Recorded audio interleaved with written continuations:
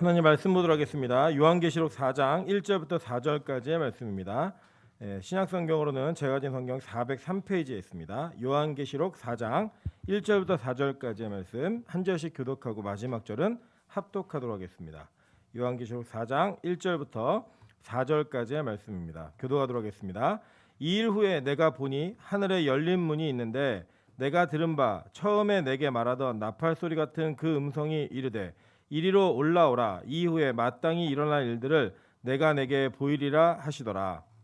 내가 곧 성령에 감동되었더니 보라, 하늘에 보좌를 베풀었고 그 보좌 위에 앉으신 이가 있는데 앉으신 이의 모양이 벽옥과 홍보석 같고 또 무지개가 있어 보좌에 둘렀는데 그 모양이 녹보석 같더라. 합독합니다. 또 보좌에 둘러 24 보좌들이 있고 그 보좌들 위에 24 장로들이 흰 옷을 입고 머리에 금관을 쓰고 앉았더라. 아멘. 우리 주변에 있는 분들에게 이렇게 한번 인사하도록 하겠습니다. 당신의 얼굴이 가물가물합니다.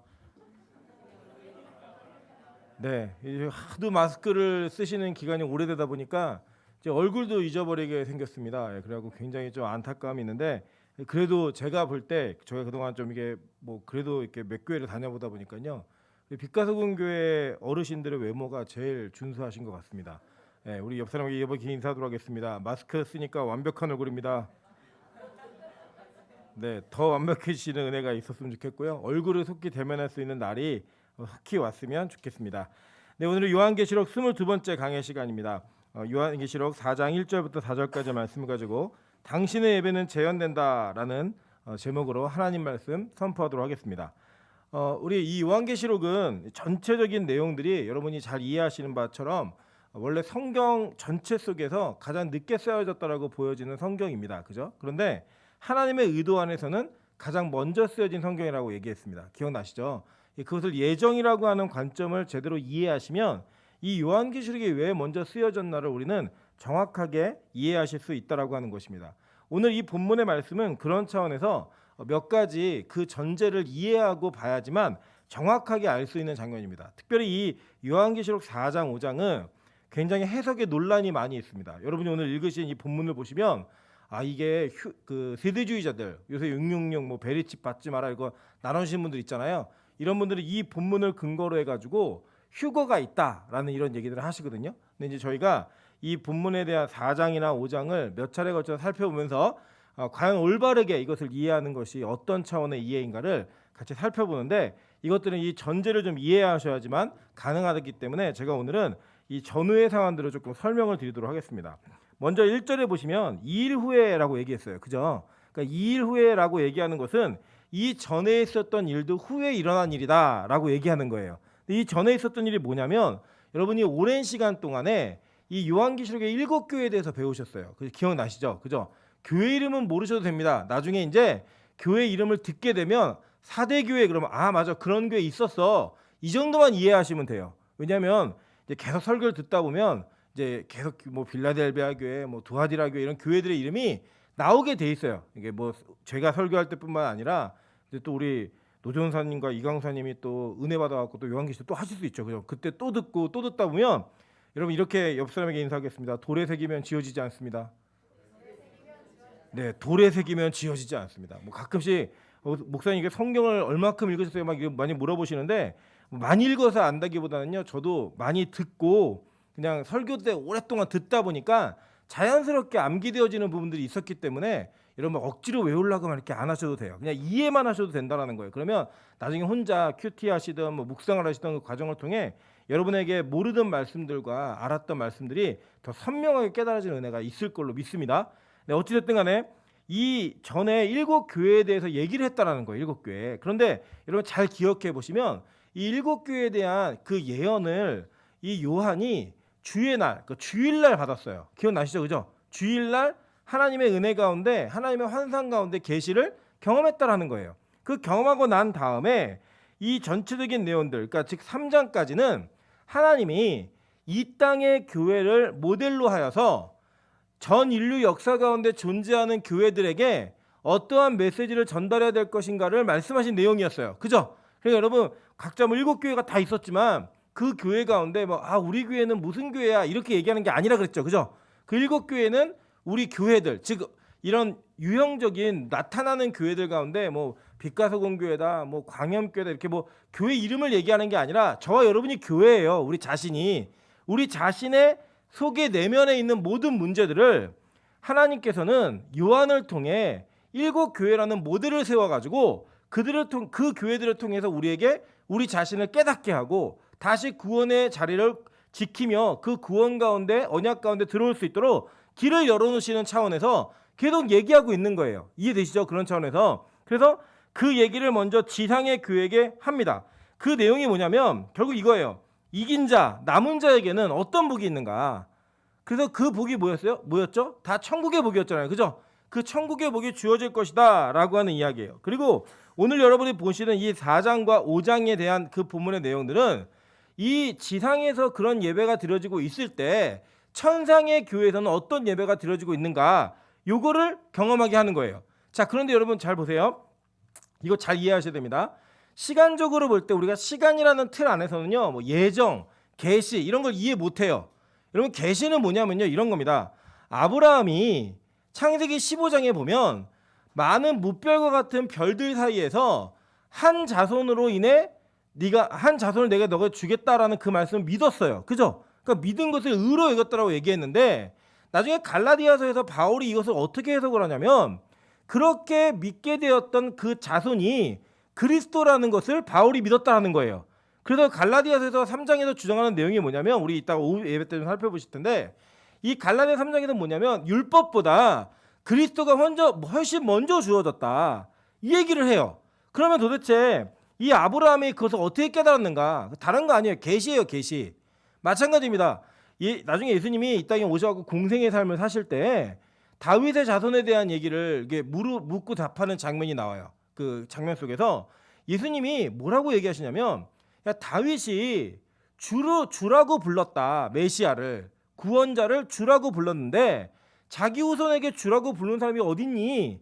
그래 나는 다윗의 자손이라고 너희들이 부를 수 있지만 실질적으로는 다윗의 자손 아니야 라고 얘기하면서 다윗보다 더 큰이라는 사실을 얘기하시는 거예요. 그럼 여러분 생각해 보세요. 사실 역사의 시간 속에서는 다윗과 예수님은 만난 적이 없어요. 그죠? 그런데 다윗은 예수님을 보고 주라고 이미 불렀다라고 성경이 말을 하고 있어요. 그게 어떻게 가능한가? 믿음으로 말미암는 계시를 받은 거예요. 즉 앞으로 하나님께서 이루실 것에 대한 확실한 믿음, 그 믿음이 과거에 미래에 나타날 그 모든 사건들을 미리 먼저 알고 믿음으로 말미암아 시간의 개념 아예 넘어선 거죠. 이해되시죠? 무슨 말인지. 오늘 제가 왜 이 말씀을 이렇게 어렵게 드리냐면 잘 보시면 돼요. 천상의 교회와 지상의 교회가 예배를 같이 드리는 것 같은데 이 천상의 교회 예배는 이미 준비되어 있었던 예배라는 거예요. 여러분 그 내용들을 한번 보도록 하겠습니다. 계시록 21장 1절부터 2절에 이렇게 되어 있습니다. 또 내가 새 하늘과 새 땅을 보니 처음 하늘과 처음 땅이 없어졌고 바다도 다시 있지 않더라. 또 내가 보매 거룩한 성 새 예루살렘이 하나님께로부터 하늘에서 내려오니 그 준비한 것이 신부가 남편을 위하여 단장한 것 같더라 라고 얘기해요. 그죠? 그러니까 이미 천상에 새롭게 단장된 신부와 같은 새 예루살렘이 준비되어져 있다가 그게 내려오는 거예요.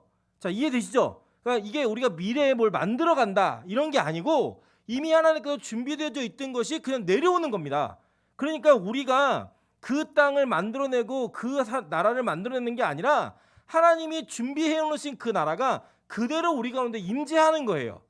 그래서 이것은 이미 일어난 일이라는 겁니다. 그래서 여러분 기독교 대한예수교 장로회 합동 측에 다니고 있는 여러분은 예정론 가운데 믿음을 고백하시는 분들이에요. 즉 이건 무슨 내용이냐면 하나님이 천국이라는 곳을 이미 그 마음 가운데 완성해 놓으시고 거기에 어떤 백성들이 들어갈 것이며 누가 거기서 예배하게 될 것인가를 하나님 이미 정해 놓으셨어요.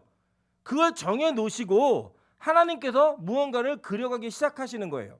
여러분 잘 생각해 보세요. 우리 주부님 되시는 분들은 요리를 하실 때 이제 계속 요리를 하다 보면 특정한 음식에 대한 노하우가 생겨요. 그죠? 그러다 보면은 내가 오늘은 빨간 비지찌개를 끓여야겠다라고 마음에 작정을 하시면 빨간 비지찌개가 나와요, 안 나와요?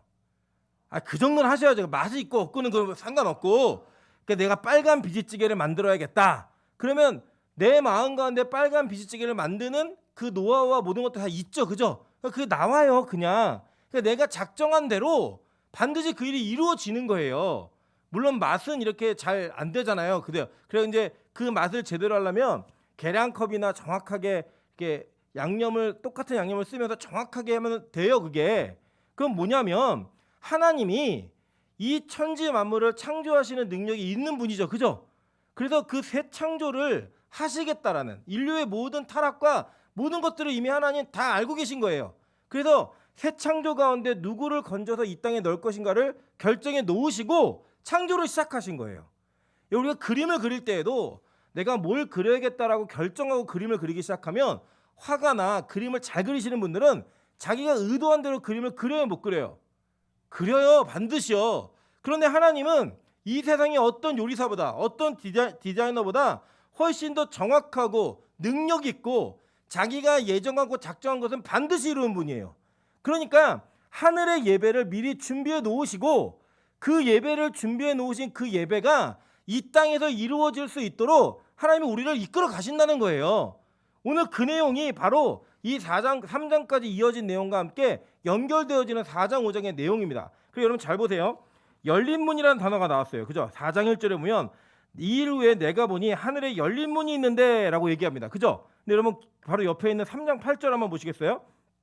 볼지어다 내가 내 앞에 열린 문을 두었으되 라고 얘기해요. 그죠? 열린 문이라는 단어가 반복돼서 나오고 있죠. 자, 흰옷이라는 단어가 계시록 4장 4절에 나왔습니다. 오늘 읽으신 본문에 또 보좌에 둘러 24보좌들이 있고 그 보좌들 위에 24장로들이 무슨 옷을 입었어요? 흰옷을 입었단 말이에요. 흰옷. 그 흰옷을 입었던 것이 계시록 3장 4절, 5절, 18절에 흰옷을 입었다라고 그 옷에 대한 얘기를 계속하고 있다라는 거예요. 그 연관성이 즉 있는 거죠. 마찬가지입니다. 하늘의 보좌라는 단어가 오늘 계시록 4장 4절에 읽으셨죠. 그죠? 본문에서. 근데 그 단어도 역시 계시록 3장 21절에 동일하게 나오는 거예요. 이기는 그에게는 내가 내 보좌에 함께 앉게 하여 주기를 내가 이기고 아버지의 보좌에 함께 앉은 것과 같이 하리라라고 얘기해요. 그죠? 그러니까 이게 뭘 얘기하는 거냐면 지금 이 3장까지의 내용, 그러니까 이 일들 후에 나타난 그 4장 5장이 전혀 연관성이 없는 이야기가 아니라 이 이야기, 그러니까 지상의 교회에서 드려지는 예배의 모습이 하늘의 교회에서는 어떻게 작정되어져 있었고 그것이 어떻게 이루어지고 있는지를 보여주고 있는 거예요. 연관성을. 자 보세요. 그래서 여기 4장 1절에 보시면 요한이 하늘의 열린 문으로 들림을 받아요. 너로 들어와 그래갖고 그 올라가요. 그 올라가가지고 이 하늘에서 어떤 예배가 있는지를 보는 거예요. 그리고 이 4장 5장에서는 천상에서 즉 새하늘과 새 땅에서 우리가 교회들이 하나님을 어떻게 예배할 것인가를 정확하게 알려주고 있는 내용들이에요. 그래서 그 내용을 통하여서 지금의 우리 이 땅의 교회들이 어떤 모습으로 향해 나아가야 될 것인가를 보여주는 지표인 겁니다. 결론적으로 말씀이 이거예요. 그냥 4장 5장에 있는 교회는 하나님이 완성하실 교회예요. 그리고 지금 1, 2, 3장에서 얘기하고 있는 교회는 완성되어져 가고 있는 교회예요. 즉 결론이 분명히 있다라는 거예요. 그래서 지금은 비록 불완전하고 결함이 있고 무언가 부족한 부분이 있어요. 우리 7개 보셨잖아요. 그죠? 교회 2교회 빼놓고는요. 다 교회들이 칭찬과 책망, 때로는 책망만 받는 그런 교회들의 수준이었어요. 그리고 그 말씀을 들을 때마다 우리 안에 어떤 마음이 있었냐면 그래 내가 이렇게 결함이 있는 교회 같은 모습이 내 모습이구나 라는 것들을 느끼셨을 거예요.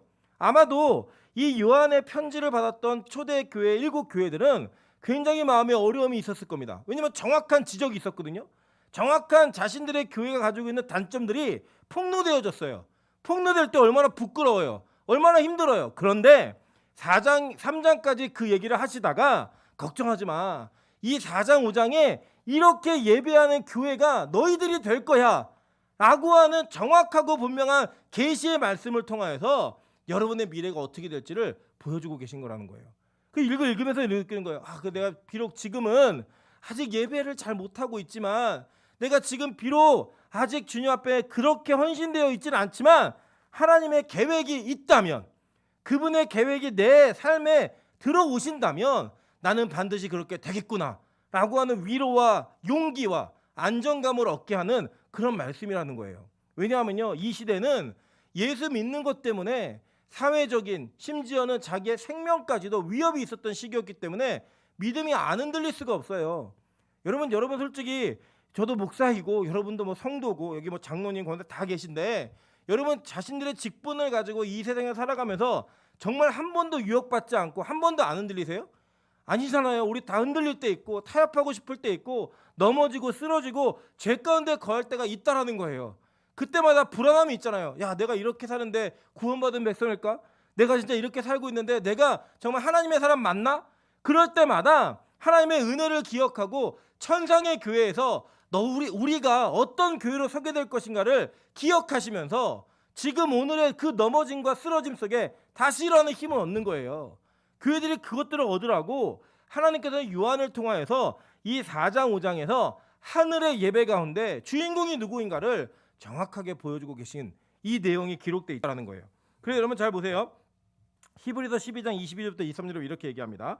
그러나 너희가 이른 곳은 시온산과 살아계신 하나님의 도성인 하늘의 예루살렘과 천만 천사와 하늘에 기록된 장자들의 모임과 교회와 만민의 심판자이신 하나님과 및 온전하게 된 의인의 영들과 이렇게 얘기해요. 근데 여기서 장자들의 모임, 교회, 이게 같은 단어예요. 즉 이 장자들의 모임인 교회가 이미 기록되어 있다라는 거예요. 하늘에 기록된, 그죠? 과거형이잖아요. 기록되어진 그 우리의 이름들이 있을 때 결국 하나님께서는 반드시 우리를 구원의 자리로 이끄시고 영광스러운 교회 자리를 만드신다라는 거예요. 여러분, 그래서 이게 잘 이해가 안 되시는 분들은 이 앞으로 5주 동안에 4주죠. 이제 4주 동안 우리 노정사님이 수요일마다 칼빈의 5대 교리를 강해를 하세요. 그 중에 이제 마지막 5번째 교리가 성도의 견인이에요. 이 견인의 교리가 바로 이 교리입니다. 그러니까 이걸로 이해하시고 싶으시면 반드시 수요 예배를 참여하시면 됩니다.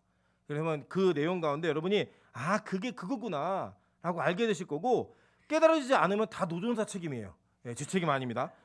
어쨌든 간에 그렇게 우리가 하나님의 말씀하신 그 말씀 속에 그 뜻이 무엇이고 그 의미가 무엇인지를 정확히 발견할 수 있어야 된다는 거예요. 자, 그런 전제를 가지고 오늘 이 본문들을 좀 깊게 보도록 하겠습니다. 먼저 1절에 보니까요, 2일 후에 내가 보니 하늘에 무슨 문이 있어요? 열린 문이 있다라고 얘기해요. 열린 문. 자, 열린 문이 있는데 이 열린 문에 대한 내용들을 우리 성경 전체, 구약과 신약 전체를 한번 통틀어 가지고 이게 어떤 의미인가를 좀 한번 살펴보도록 하겠습니다. 그러니까 성경에서 말하고 있는 열린 문이라고 얘기할 때 그 첫 번째 열린 문의 의미가 나타나는 곳은 창세기 28장 10절부터 19절에 나와 있는 내용입니다. 제가 잠깐만 좀 읽어볼게요. 야곱이 부엘세바에서 떠나 하란으로 향하여 가더니 한 곳에 이르러는 해가 진지라 거기서 유숙하려고 그곳에 한 돌을 가져다가 베개로 삼고 거기 누워 자더니 꿈에 본즉 사닥다리가 땅 위에 서 있는데 그 꼭대기가 하늘에 닿았고 또 본즉 하나님의 사자들이 그 위에서 오르락 내리락 하고 또 본즉 여호와께서 그 위에 서서 이르시되 나는 여호와니 너의 조부 아브라함의 하나님이요 이삭의 하나님이라 라고 얘기했어요. 그죠? 근데 이게 꿈이었어요. 꿈. 이 꿈에서 깨고 난 야곱이 뭐라고 고백하나 한번 보도록 할게요. 뒷부분에 굵은 것입니다. 야곱이 잠이 깨어 이르되 여호와께서 과연 여기 계시거늘 내가 알지 못하였도다. 이에 두려워하여 이르되 두렵도다. 이곳이요 이것은 다름 아닌 하나님의 집이요 이는 무슨 문이라고요? 하늘의 문이로다 라고 얘기했어요. 그죠? 저희 어머니네 교회 이름이 참 좋은 것 같아요. 하늘문. 이게 좋은데 이 하늘의 문이 열렸던 것을 누가 봤냐? 이 야곱이 도망치는 중에 봤다라는 거예요. 여러분, 이 도망함이 어떤 도망임인지 아십니까? 형을 속이고 아버지를 속이고 형이 자기를 죽이겠다라고 하는 그 절대절명의 위기 속에서, 그 위기 속에서 아무것도 없는 무일푼에 지팡이 하나 의지해서 도망가고 있는 그 야곱에게 하나님께서 열린 문을 허락해 주셨다는 거예요. 그 하늘의 열린 문을 통하여서 하늘과 땅이 이어진 그곳이 바로 이곳이다 라고 얘기하는 그 기둥을 세우는, 여러분 기억나시죠? 제가 기억 안 나셔도 창세기 28장 설교할 때 했습니다. 이 기둥을 세우면서 하늘의 문과 이어지는 그 개념이 있어서 이것이 나중에 구름 기둥과 불 기둥이 다 연결된다고 말씀드렸잖아요. 성전의 두 기둥 다 연결돼요. 이게 기억이 안 나셔도 했습니다. 어쨌든 간에 그렇게 연결되어진 그 기둥을 세움으로 말미암아 그가 이 땅에서 사닥다리를 통하여 하늘의 열린 문을 넘나드는 그 천사들을 보게 될 거라고 얘기했어요. 자, 그다음에 한번 보실게요. 시편 78편 19절부터 25절입니다. 그뿐 아니라 하나님을 대적하여 말하기를 하나님이 광야에서 식탁을 베푸실 수 있으랴. 보라, 그가 반석을 쳐서 물을 내시니 시내가 넘쳤으나 그가 능히 떡도 주시며 자기 백성을 위하여 고기도 예배하시려 하였도다. 그러므로 여호와께서 듣고 노하셨으며 야곱에게 불같이 노하셨고 또한 이스라엘에게 진노가 불타올랐으니 이는 하나님을 믿지 아니하며 그의 구원을 의지하지 아니하기 때문이로다. 그러나 그가 위의 궁창을 명령하시며 뭘 여셨어요? 하늘의 문을 여시고 그들에게 만나를 비같이 내려 먹이시며 하늘의 양식을 그들에게 주셨나니 사람이 힘센 자의 떡을 먹었으며 그가 음식을 그들에게 충족해 주셨도다 라고 얘기해요. 자, 이 장면은요 이거예요. 이스라엘 백성들이 광야에서 광야 생활하다가 먹을 게 없으니까 뭐 먹지 못할 것 같으니까 야, 우리 다 굶어 죽겠다. 불평해요. 불만해요. 그랬던 불평과 불만하는 이스라엘 백성들, 그게 누구의 모습이었죠? 저와 여러분의 모습이잖아요. 그런 백성들에게 하나님께서 궁창을 명하셔서 하늘의 문을 여시고 그곳에부터 만나를, 하늘의 떡을 내려서 그들이 그것을 먹고 살 수 있게 만드셨다라는 거예요. 그죠? 자, 볼게요. 마태복음 말라기 3장 10절입니다. 만군의 여호와가 이르노라 너희의 온전한 11조를 창고에 들여 나의 집에 있게 하고 그것으로 나를 시험하여 내가 하늘 문을 열고 너희에게 복을 쌓을 곳이 없도록 붙지 아니하나 보라라고 얘기했어요. 자, 이 말씀을 대부분의 이제 교회들이 과거에는 여러분 그냥 11조 내면 복 받습니다 이렇게 사용하셨는데 사실은 이 본문의 내용은 전체 구약의 맥락을 봤을 때 11조 내면 복 받고 11조 안 내면 복 안 받아 이런 내용 아닙니다. 아니고요. 11조는 제가 지난번에 말씀드렸지만 믿음 있는 사람들이 자신의 믿음이 있음과 동시에 내 모든 것이 하나님으로부터 왔다라고 하는 것을 고백하는 그냥 의무적의 표현이지 사실 냉정히 말하면 헌금도 아니에요. 그냥 내가 하나님 백성입니다 라고 얘기하는 것을 증명하는 믿음의 고백이지 그거는 뭐 감사헌금 이런 개념은 좀 달라요. 우리도 구약의 제사를 보면 의무적으로 드려야 되는 헌금이 있고 자발적으로 드리는 그 제사가 있었잖아요. 예, 그런 것처럼 그런 뭐 11조 내라 이런 본문으로 사용되는 게 아닙니다. 왜냐하면 이 백성들은 어떤 백성이었냐? 이런 말라기를 보시면 이랬어요. 하나님이 야 성전문 닫아. 너희들 예배 드리는 게 저는 거, 눈먼 거, 병든 거 이런 거 갖고 와가지고 예배를 드린다고 앉아 있는데 그거 너희들 총독들에게 갖다 줘봐. 총독들이 좋아하겠나? 차라리 이 절기의 똥들을 너희 얼굴에 발라버렸으면 좋겠다라고 말씀하시면서 노하시던 장면 속에 하나님께서 너희들이 진짜 나의 백성인 것을 고백해봐라. 그럼 내가 너에게 복을 주나 안 주나 한번 확인해봐 라고 하는 그런 내용으로 말씀하시는 내용이지 뭐 11조 내면 뭐 곳간에 창호 들어 이런 내용이 아니에요. 이 11조도 내고 난 다음에 얻는 복도 우리가 상상하는 것처럼 뭐 1,000만 원 11조 하면 뭐 1억을 벌고 뭐 이런 개념이 아니라 이 11조가 가지고 있는 의미와 복이 가지고 있는 의미가 또 다른 차원의 의미가 있다라는 거예요. 오늘 여기 뭐 중심이 아니니까 한번 지나가다 보겠습니다. 자, 그랬는데 한번 보실게요. 마태복음 3장 16절부터 17절 한번 보도록 하겠습니다. 예수께서 세례를 받으시고 그 물에서 올라오실 때 뭐가 열렸어요? 하늘이 열리고라고 얘기해요. 그죠? 그러니까 지금 구약 시대 때 그들이 불평하고 불만하고 온전하지 않았음에도 불구하고 심지어는 위기에 처해 있는 자들에게 하나님께서 구원의 메시지를 허락하시고 그들을 건지시는 메시지를 허락하실 때마다 하늘의 문이 열린 거예요. 그죠?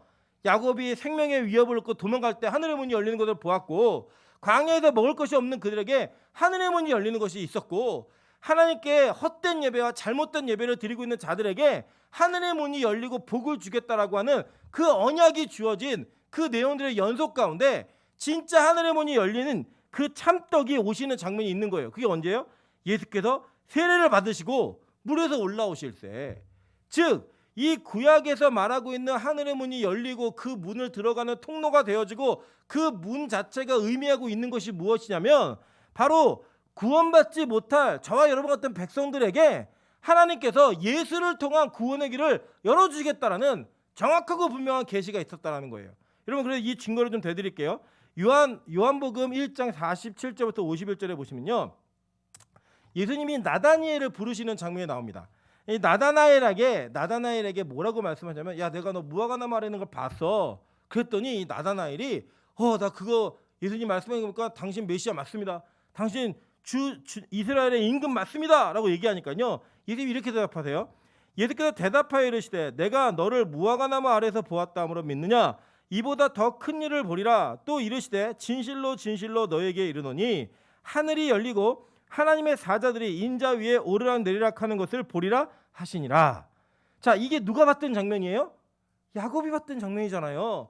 그 야곱이 봤던 장면이 나다나엘에게 성취가 되어지는 말씀으로 이야기 되는 거예요. 그래서 제가 말씀드렸죠. 요한복음에는 7가지의 기적이 나오는데 7가지의 표적이 다 뭐였어요? 세메이온, 화살표라 얘기했잖아요. 그죠? 그 화살표를 따라가다 보면은 결국 마지막에 서 있는 분이 누구예요? 예수가 서 있다고 얘기했잖아요. 그래서 얘기하신 거예요. 나다나엘에게 앞으로 내가 7가지의 기적, 너랑 있으면서 기적들, 많은 표적들을 보여줄 건데 그 표적을 통하여서 인자 위에 천사가 오르락내리락 거는 거 네가 보게 될 거야. 내가 바로 하늘의 열린 문에 통로가 되는 걸 네가 보게 될 거야 라고 하는 걸 얘기하신 거예요. 그리고 요한은 그 내용들을 정리해가지고 7가지의 너무나 중요한 표적을 요한복음에 기록함으로 말미암아 우리로 하여금 그 책을 읽는 사람들이 아, 예수님이 메시아구나, 예수님이 사닥다리구나, 이런 걸 깨닫게 하시려고 하나님께서 그 표적을 써놓으셨다는 거예요. 그 요한복음에 쓴 기록의 목적이 뭐예요? 이 말씀을 읽고 영생에 이르게 하기 위해서 그걸 쓴 거잖아요. 그죠? 그래서 지금 참된 사닥다리가 누구인지, 구약의 야곱이 보았던 그 통로와 그곳에 서 있던 여호와가 누구인지를 정확히 보여주고 있는 거예요. 예수님이 요한복음에 또 이렇게 말씀하십니다. 요한복음 6장 32절부터 36절입니다.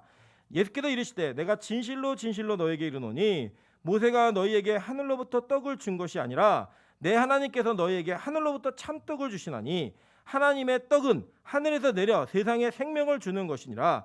그들이 이르되 주여 이 떡을 항상 우리에게 주소서. 예수께서 이르시되 나는 생명의 떡이니 내게 오는 자는 결코 줄이지 아니할 터이요 나를 믿는 자는 영원히 목마르지 아니하리라. 그러나 내가 너희에게 이르기를 너희는 나를 보고도 믿지 아니하는도다 하였느니라 라고 얘기해요. 자, 이게 뭐랑 매칭이 되는 거죠? 지금 광야에서 만나를 먹던 자들 완전 매칭이 되죠. 그죠? 그래서 얘기한 게 뭐예요? 너희 조상들은 모세가 주는 떡을 먹고 다 죽었다. 그냥 내가 주는 떡을 먹는 자는 절대 죽지 않는다 라고 얘기해 놓으시고 사실 내가 그 떡이야 라고 얘기하는 거예요. 우리가 그 떡을 어떻게 먹었어요? 예수가 십자가대로 돌아가심으로 말미암아 찢겨진 살과 흘린 피가 우리에게 참된 음료가 되고 참된 떡이 되어서 우리가 그것을 먹고 마심으로 말미암아 영원히 줄이지도 목마르지도 아니하는 은혜를 잊게 되는 거예요. 여러분, 성경은요 그냥 요한계시록만 툭 동떨어지게 주어진 게 아니라 구약 창세기부터 요한계시록까지 한 분의 저자이신 하나님께서 여러 사람을 통해서 일관성 있게 써놓으신 책이에요. 그러니까 자꾸 이단들이 이런 고려와 이런 것들에 대한 연구를 하지 않고 그냥 어떤 문구 하나, 문장 하나 갖고 자꾸 해석을 하다 보니까 잘못된 해석을 하는 거예요. 잘못된 해석. 그래서 여러분 웃긴 일 있잖아요. 신천지 이만희가 백마 타고 찍은 사진 보셨어요? 그 성경에 백마 타고 찍은 분이 메시아라는 얘기 하나 듣고 백마 타고 찍은 거예요. 멍청한 사람들이죠. 그걸 또 믿고 있어요. 신기하다고. 여러분 저도 말 태워주세요. 사진 찍어서 보여드릴게요. 그 뭐 어렵다고요? 말 타고 사진 찍는 게, 백마 구하는 게 뭐 어렵다고요? 그게 아니에요. 그게 아니라 이 구약에서부터 하나님은 메시아가 올 거라고 하는 거, 특히 역사 가운데 주어진 성육신하신 그 예수 그리스도가 우리의 구원을 성취하게 될 거라고 하는 것을 누누이 반복해서 얘기하고 있는 거예요. 그러니까 여러분 보세요. 이 11조를 드리고 난 다음에 받는 복이 뭐예요? 예수를 알게 되는 거예요. 예수를 믿게 되는 거예요. 그 제가 말씀드리잖아요. 앞으로 빛가서공교회에서 저는 헌금 설교를 당당하게 할 겁니다. 그런데 믿음이 없는 분들은 그 설교에 절대 마음 불편하지 마세요. 안 내셔도 돼요. 제가 말씀드렸죠. 율법적으로 11조 하시는 분들 하지 마시라고. 하나님 그거 원치 않는다고. 우리 마음의 진심과 전심으로 내가 예수를 믿는 믿음 가운데 고백하는 헌금만이 유효해요. 여러분 저는 여러분의 주머니를 털어서 교회를 어떻게 하고 싶지 않아요. 여러분이 더 많은 헌금을 내셔도 저에게 정해진 사례는 변하지 않아요. 그냥 그것은 하나님과의 관계 속에 있는 일이에요. 그러니까 여러분 절대로 믿음 없는 분들은요, 제가 헌금 얘기하더라도 절대 요동하지 마세요. 아 그래 너는 지져라 난 내지 않는다. 이거 괜찮아요.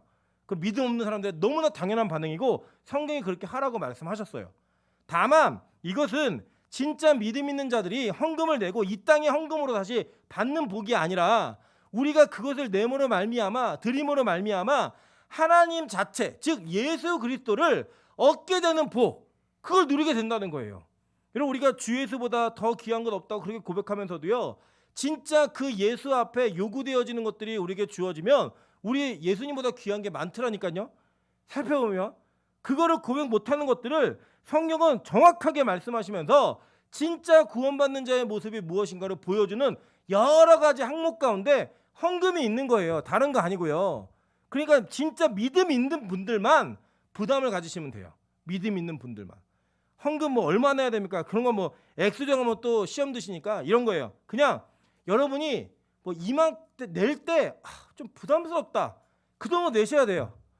내 충격이 있다, 내 삶에. 그래야 확인할 수 있어요. 여러분 한번 생각해 보세요. 그 아내가 사랑하는 자기를 사랑하는 남편에게 부탁을 하는데 부탁의 수준이 이런 거예요.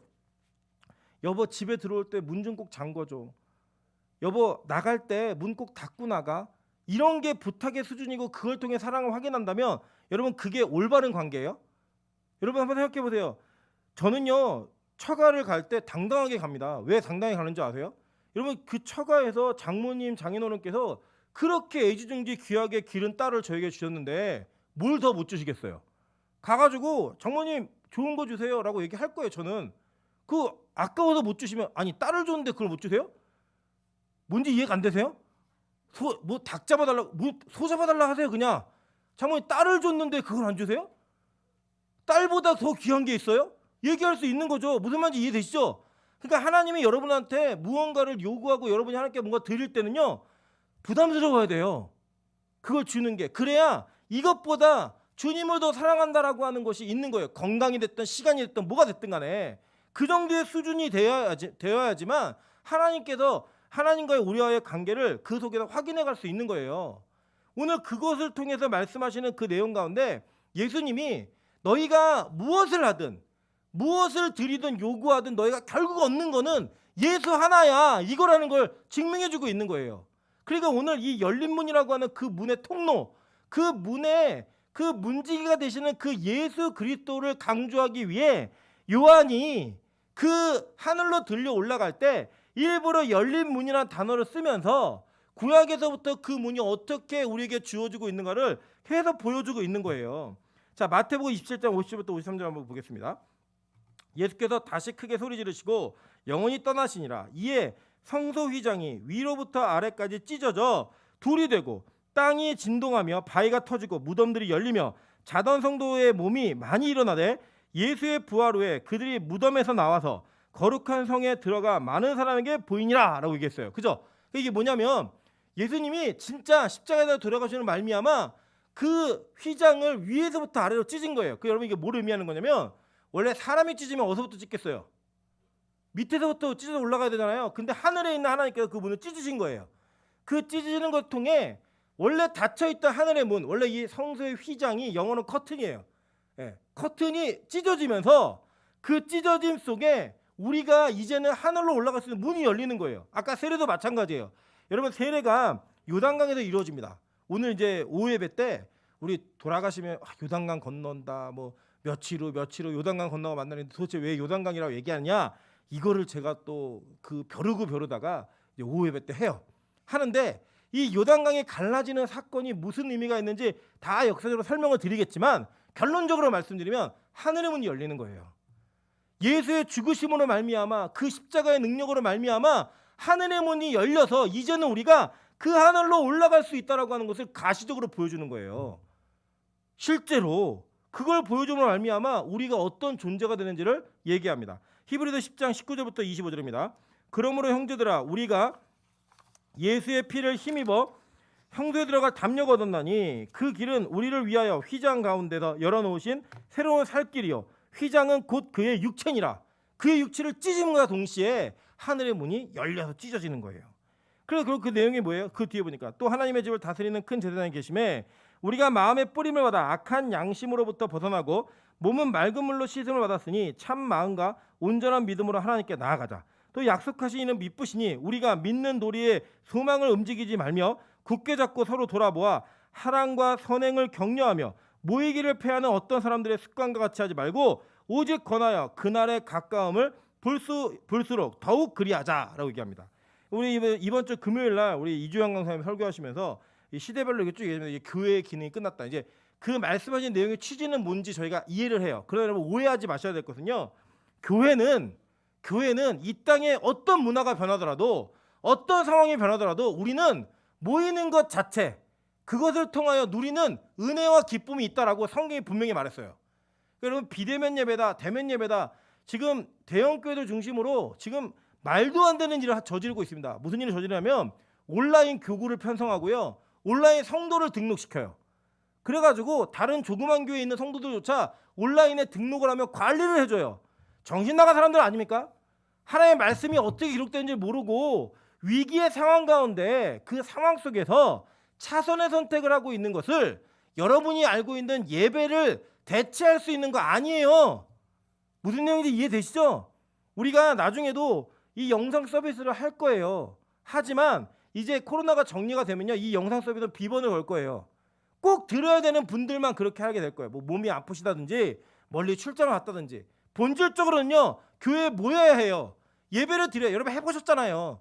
집에서 해보니까 영상 예배 제대로 되시던가요? 오는 것만큼의 집중, 경건, 하나님을 향한 온전한 마음들이 잘 안 돼요. 우리 인간이 얼마나 악한데요, 여러분. 우리는 예배 다 드리기 싫어해요. 저도요, 예배를 안 드리다가 우리 한동안 그 코로나 때문에 오예배 없었잖아요. 안 드리다가 드리려고 그러니까요, 마음이 너무 힘든 거예요. 야, 코로나가 더 퍼져야 되지 않을까 막 이런 생각이 들고 예배를 어떻게든 멈추고 싶은데 이런 마음이 제 안에도 용서좀 쳐요. 왜냐하면 죄인이니까. 우리 다 죄인이기 때문에. 그래서 우리는요, 하나님 우리를 정확히 아셨어요. 모여야 돼요. 모여가지고 기도하고 예배해야 돼요. 그리고 그 힘을 가지고 세상으로 나가는 거예요.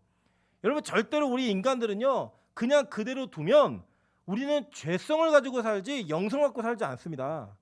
그래서 여러분 예수님이 왜 제자들을 보낼 때 둘도 시작해서 전도하라고 보내는지 아세요? 감시하라고. 혼자 하면 안 하니까. 짝져가지고 보내는 거예요. 그렇게. 우리는 그렇게 돼야지만 우리 인간은 자기의 죄성과 싸울 수 있는 힘이 생겨요. 힘이. 여러분 그렇듯 이렇게 하나님께서는 예배를 통해 모이는 것을 통해 하나님의 교회가 어떻게 서갈지를 말씀했고, 그렇게 모일 수 있는 교회 공동체의 본질적인 자격을 예수의 피를 힘있는 그 은혜로 말미암아 얻는다라고 말하고 있는 거예요. 그러니까요, 교회가 예수 그리스도의 피, 보혈의 능력, 십자가의 영광, 부활의 능력 이런 것이 선포되지 않고 사라진 교회는 진짜 교회 아니에요. 제가 다 놓고 말씀드립니다. 그거는 어떤 타이틀을 걸고 교회 이름을 걸고 목회하는 그 교회도 그런 메시지가 없으면 교회가 아니지만, 여러분 개인들도 성도들도 내 안에 부활에 대한 고백, 십자가에 대한 고난, 십자가에 대한 능력에 대한 확신 이런 것들이 사라져 있잖아요. 여러분 교회 아니라고요. 교회는 본질적으로 그것을 통하여서 하나님께 영광 돌리는 삶을 살아가는 게 목적이에요. 여러분 A.W. 토저의 책 중에 예배인가 쇼인가의 책에 2장 소제목에 보시면 제목 타이틀이 이거예요. 우리는 예배하기 위해 구원받았다. 저는 그 문구를 읽으면서 너무나 감동적이었어요. 내가 예배하기 위해 구원받은 자구나. 내가 예배자로 서기 위해 구원받은 자구나. 그런 그 예배는요, 아무나 드릴 수 있는 게 아니라니까요. 아무나 할 수 있는 게 아니에요. 부르심 받은 자들만이 할 수 있는 특권이에요. 특권. 여러분 그래서요, 그러니까 제가 뭐 결론적으로 말씀이 이거예요. 이 예배를 드리고 있는데 마음이 급해져갖고, 왜냐면 저희 아내가 저한테 진심어린 조언하더라고요. 자기는 말씀이 너무 좋대요. 좋은데 이게 목사님 말씀이 이렇게 시간적으로 길어지다 보면은 그 좋은 말씀을 지루하게 들을까봐 너무 힘들대요. 그래가지고 좀 아쉬움이 있었으면 좋겠대요. 벌써 끝나? 왜 그거 얘기 안 해주지? 뭐 이런 마음이 좀 들었으면 좋겠대요. 그래서 제가 오늘은 일찍 끝낼 마음을 단단히 가고, 주님 꼭 일찍 끝내게 해주세요. 그러고 올라왔거든요. 그래서 제가 마음이 지금 너무 급해요. 너무 급해갖고 다 안 할 수도 있어요. 다 안 하면 다음 주 하면 되죠. 뭐 괜찮아요. 어쨌든 간에 이 예배를 드리러 오는 우리의 모습이, 여러분 잘 생각해 보세요. 이미 하늘에 정해진 예배의 태도라는 거예요. 이거 무섭지 않으세요? 저는 이거를 제가 어제 탁 깨달으면서, 와, 내가 예배를 소홀히 하고, 내가 예배 가운데 집중하지 못하고, 내가 예배 가운데 온전한 예배를 드리지 못하는 것은 하늘의 예배 가운데 그 정해져 있는 그 수순에 내가 빠져 있을 수도 있겠구나. 그게 그대로 제한되다 보니까 지금 오늘 이곳에서 드리는 그 예배 가운데 내 마음이 흩어지는 거예요. 내 마음이 흔들리는 거예요. 여러분 마치 이 말씀을 그래 난 어떻게든 천국 가 이렇게 이해하고 계십니까? 큰 착각입니다. 제가 단연코 말씀드리는데 이 중에 있는 그 어떤 사람도 여러분의 천국과 지옥이 결정된 사실과 그 결정의 결론이 무엇인지 아무도 몰라요. 아무도 모른다니까요. 그거는요 언제 아느냐? 주님 앞에 서봐야 알아요. 그러나 우리가 이곳에 있는 동안에 그것을 예측할 수 있는, 예상할 수 있는 여러 가지 지표들이 있는데 그 지표 중에 하나가 뭐냐? 지금 내가 이 땅의 지상의 교회에서 어떤 예배를 드리고 있는가? 그것이 천상의 예배가 그대로 이 땅에 재현되어진 모습이라는 거예요. 그러니까 우리가 지금 오늘의 예배에 실패하고 있다. 그러면 어쩌면 나는 그 천상의 예배에 그 주인공의 자리에 없는 사람일 수 있다는 거예요. 그러니까 오늘 예배에 실패하는 거예요. 그러니까 예배 한번 잘못 드리는 게 미치고 팔짝 뛰어야 되는 거예요. 원래는 예배 한 번에 말씀을 실패하는 게 다음에 잘 드리면 되지, 그게 아니라 하나님 내 예배가 실패가 되었다는 것이 하늘의 예배에 내 예배가 없다라고 하는 그것인데 하나님 이거 어떡합니까? 그런 긴장감과 간절함을 가지고 나와야 되는 거예요. 마찬가지입니다. 여러분의 가족들 가운데 그냥 몸땡이라도 교회 와서 앉아있으니까 구원받겠지, 그런 일 없어요. 진짜 예배를 실패하고 그 예배 가운데 온전히 거하지 않는 자들, 그들에게 구원이라는 것이 약속되어 있지 않아요. 성경은 누누이 얘기했어요. 하나님이 이 땅에서 사람을 찾으실 때 누굴 찾는다고 얘기했죠? 예배하는 자를 찾으시나니, 분명히 말씀하셨다고요. 예배하는 자를 찾는다고. 이렇게 예배가 얼마나 중요한 가치인지 아십니까? 하늘의 예배가 오늘 이 땅에서 나의 삶 속에 재현되고 있는 거예요. 하늘의 예배가 먼저고 그 먼저 예배의 영광이 지금 오늘 이곳에 재현되고 있는 거예요. 그렇다면 여러분 지금 오늘 진정한 예배자인지를 다시 한번 살펴보셔야 되는 거예요. 오늘 내가 이 예배가 하늘에서 성공한 예배로서 이 땅에서 하나님께 영원 돌리는 예배로 성공하고 있는지 다시 한번 점검해 보셔야 되는 거예요.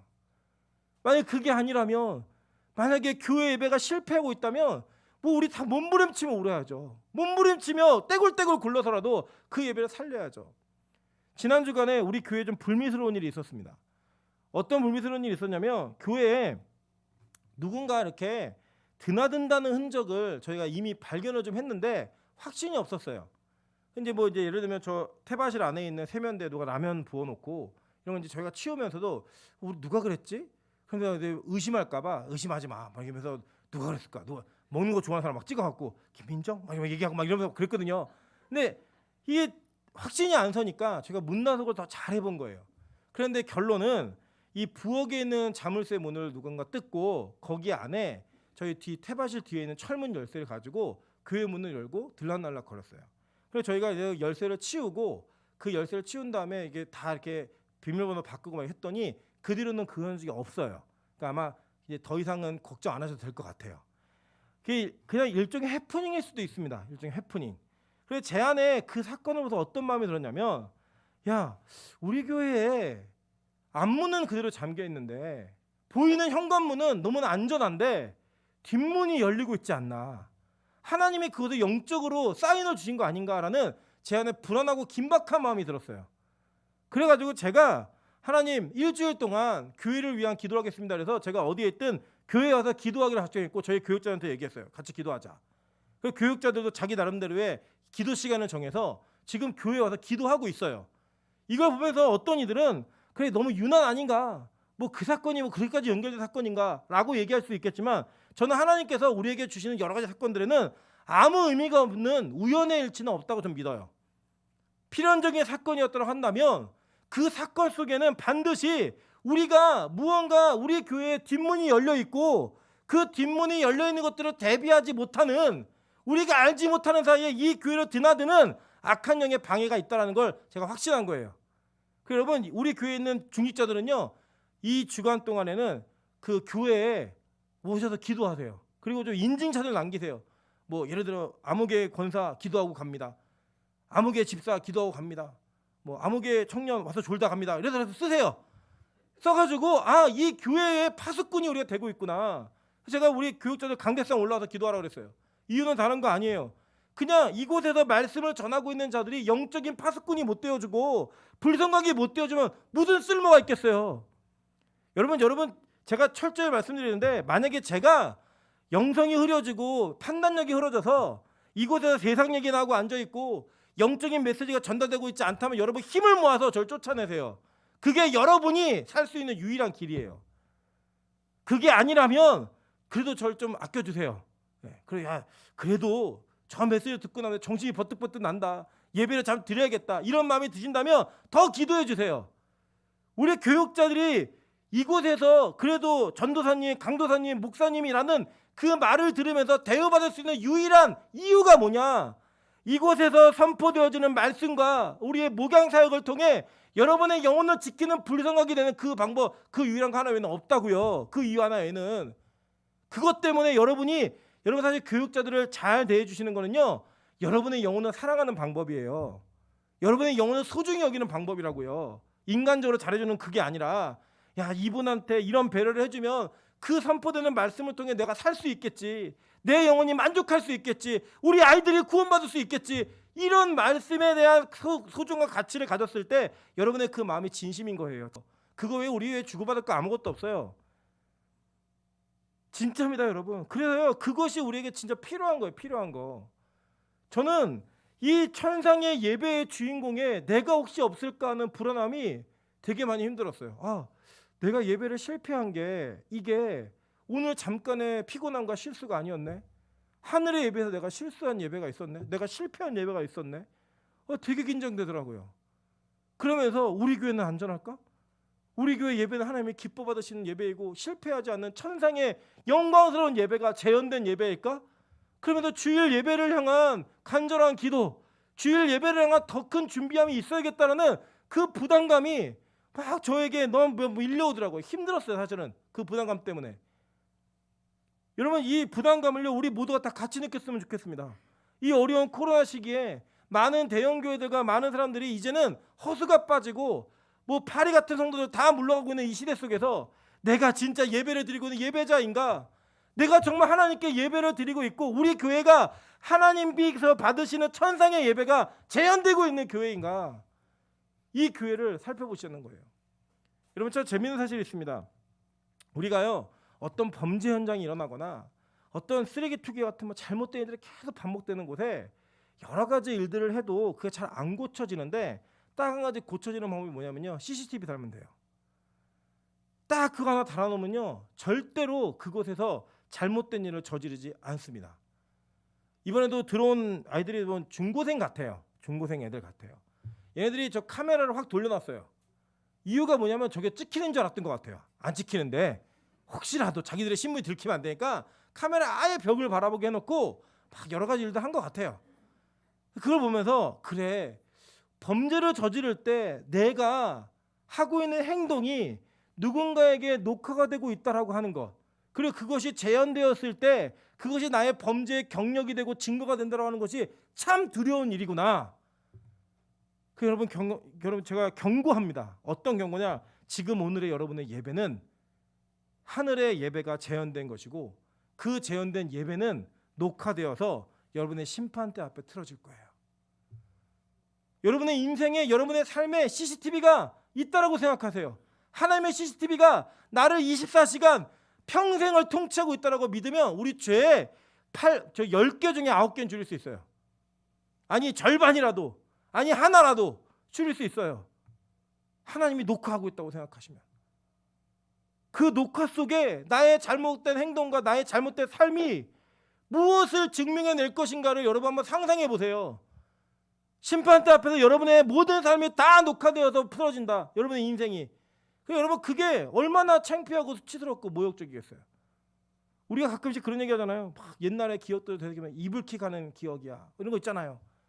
그러니까 제가 우리 윤기쁜 집사님이 자기는 시집 갔다고 그 옛날에 공연한 영상 올렸어요. 점핑을 올렸는데 여기 막 육중한 자매들이 나와가지고 막 뛰고 막 하면서 쫄티 있고, 그러면 보면 서로 막 그거 왜 올리냐, 뭐 너만 살다 그러냐, 막 서로 막 비난하고 이런 거 보면서 자기 그 수치스러운 과거, 이게 싫은 거예요. 그죠? 여러분, 그런데 여러분의 죄악이, 여러분의 잘못된 행동이, 실패한 예배가 녹화되어서 재현되고 있고 그 재현된 것이 또 여러분의 심판의 자리에서 주어지고 있다면 여러분, 그게 얼마나 슬픈 일일까요? 얼마나 비참한 일일까요? 저는 오늘 다시 한번 우리가 제목을 좀 기억했으면 좋겠습니다. 당신의 예배는 재현된다. 두 가지 의미예요. 하나는 천상에서 실패한 예배 때문에 나의 그 천상에서의 예배에 내가 그곳의 주인공이 아니기 때문에 오늘 지금 이 현장 예배 여러분 실패할 수 있어요. 그리고 이 실패하는 예배는 여러분 녹화될 거예요. 다시 여러분의 심판대 앞에서 또 재현될 거예요. 그때 우리가 내가 진짜 하나님 예배를 실패하고 있다면 다 실패한 건데, 예배를 실패하고 있다면 내 인생 전체가 실패일 텐데, 하나님 다시금 이 예배를 세울 수 있는 힘을 주십시오. 하나님 다시금 이 예배 가운데 나의 영혼이 온전하게 예배할 수 있는 주인공이 될 수 있도록 도와주십시오. 다른 거 아니에요. 오늘 하늘의 문이 되시는 예수 그리스도 붙들면 됩니다. 그분 한 분만이 여러분의 예배의 대상이면 됩니다. 그분만이 여러분의 유일한 예배의 목적이면 됩니다. 그럼 하나님이 반드시 저와 여러분의 예배를, 특별히 이 빛과 소금 교회의 예배를 하나님께서 기뻐 받으시고 우리를 천상의 주인공이 되었던 것처럼 이 땅의 주인공으로 재현시켜 주실 줄 믿습니다. 이 같이 한번 우리 찬양으로 기도하며 나가도록 하겠습니다. 우리 예배자라는 찬양, 이 찬양 속에 아무도